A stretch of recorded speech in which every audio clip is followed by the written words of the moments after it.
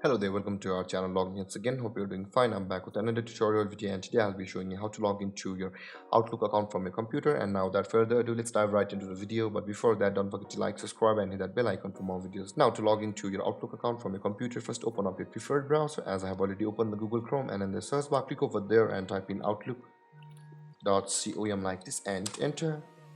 And you can see the home page of Outlook has opened, whereas on the top right corner of your screen you can see the sign in button available over there.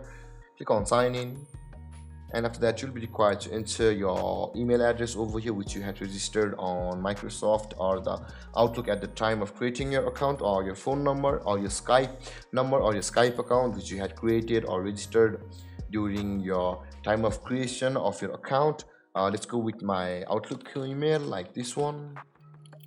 And after that you can see the next option available over here, or if you have not yet created an account on Microsoft or the Outlook, you can see the create one option available over here. Click on create one to go through a procedure to sign up for Outlook account. Now with that being said, let's click on next, and after that enter your password over here